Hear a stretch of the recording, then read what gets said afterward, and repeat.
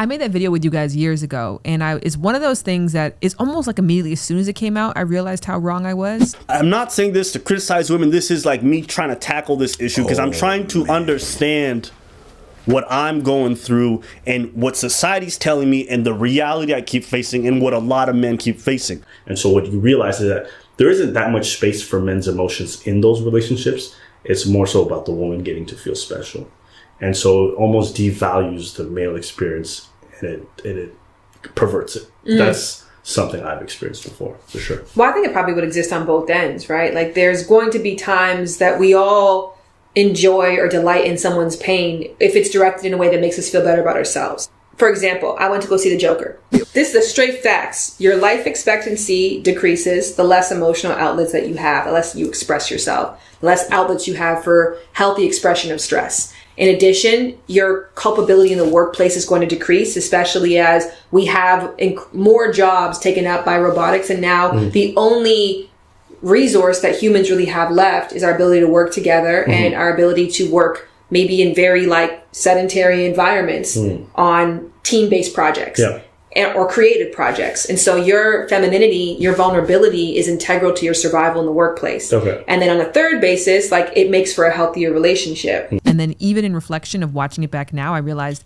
how wrong I was, because when you give advice without insight and without an acknowledgement of the reality for people, it's not helpful. And it's, if anything, it's hurtful. Yeah. Because it minimizes what they're going through and it doesn't give, because you can, like, this is a solution. That's it. But it's like, you don't understand the depth of my issue. And you've like, it's like when people talk about like men's suicide. If you guys are just more vulnerable, it's like, ooh, do not reduce men's issues to some simple thing that you can fix with just talking about your emotions. Yeah. It's way more complex than that. And I find that oversimplicity of men's issues to just be like, well, you know, feminism's got all the tools for you. It makes men more resentful. It makes them more resentful because we know how deep the problems go. We suffer from it. We suffer oftentimes in silence. And it's almost antagonizing. It's belittling. It's condescending for someone to say stuff like that. I get so flustered when be like, well, feminism's got all the I hate that so much. I hate that because even though I can appreciate feminism and I'm grateful for it, say it's part of the solution. Okay, but don't just say it's that. So that's one thing. It's more complex than that. You just have to talk about it, and that's all okay. And being wrong is whatever. You people are wrong. It's all good. Yeah, you should be being able to talk about it and being open. There's so much. The problematic is not if you talk about something and you're wrong. If you acknowledge that you're wrong, okay, then we have a conversation. That's cool. Yeah. But there's so many people that are just really don't want to be wrong and are stuck in that that they don't want to have furthermore discussed. No, and that's the problem. Being wrong, whatever. Did you guys watch The Bachelor last season? No. Did we watch The Bachelor any season? What kind of question? I don't know. It was the first time I actually ever watched it before. You want me to call my wife? That. Well, that was the buzzword last season. What? Vulnerable. Should men be vulnerable? People think the more hurt you reveal, the better it makes you look because they understand I'm sharing the worst story. Don't you feel special? Guys have never thought that. Actually, you know what? I believe there's people out there who do that. No, I could definitely see that as a strong manipulation tactic. Yeah, fuckboys. Where you would go to somebody and tell them something terrible that happened to you for them to go, oh, I could see that because I can see how that's manipulative, actually. 100%. Even the whole idea of like, I need you to tell me. That's also, you could definitely see that as a form of control. I got this. They may not even be consciously doing it, but they're accumulating power. You know, to be vulnerable people is to essentially show your weaknesses. To show, like, if I was to think about it in like a castle setting, I'm showing you where the walls would break easily if you hit.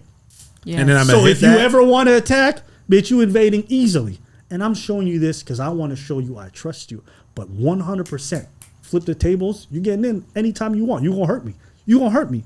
I'm giving you what it takes to hurt me deeply. I loved the point that you made in that for a lot of men, being vulnerable can feel like they've cheapened themselves in the same way that women may feel giving up sex too early can cheapen themselves.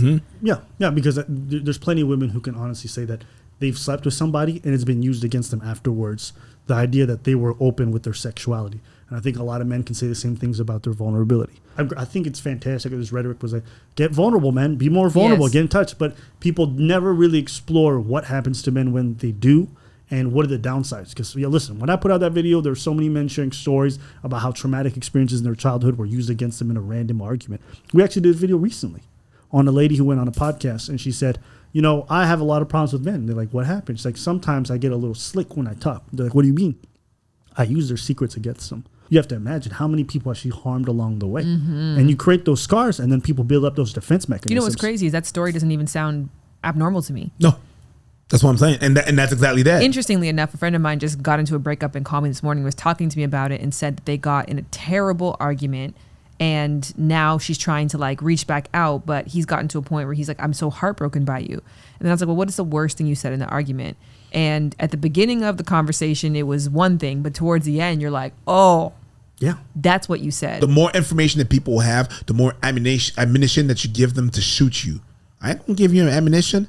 I'm gonna keep that for me. But then you also give them more tools and knowledge to love you better. No. So yes, you do. Sure, but you're gonna use that against me whenever you're gonna pop off. Do you think that women fetishize men's vulnerability? Yes, and they don't even know what the fuck they're talking about, because they think it's gonna be all cute and everything and stuff. But and that's the thing, is that they have this idea of, oh yeah, he's vulnerable.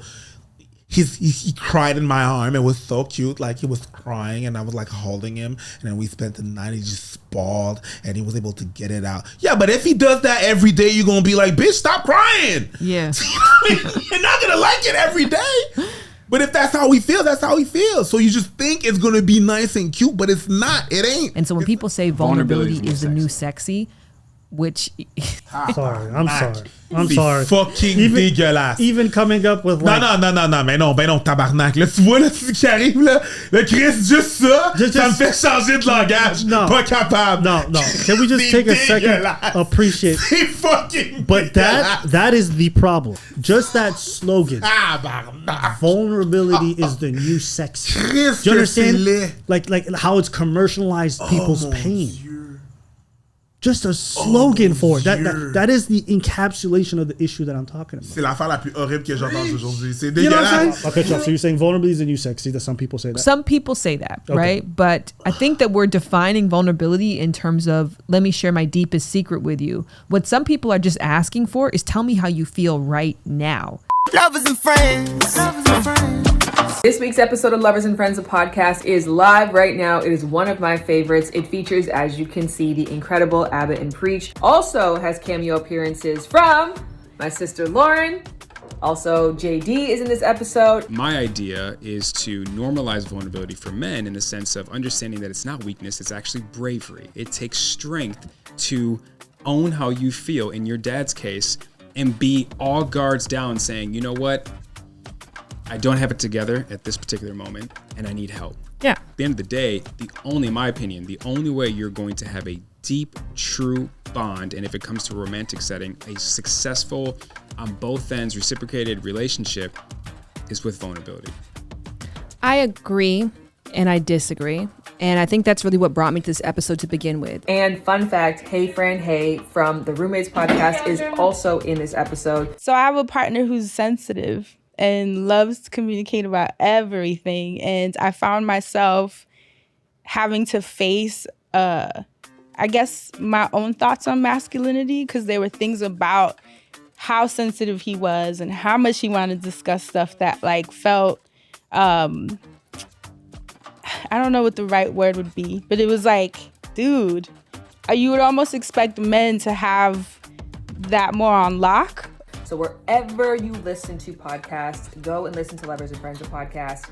Stitcher, Apple, Spotify, Pandora, you name it, we're there. And we hope to see you there too. I guess we won't see each other because it's audio. I hope to connect oratorially there with you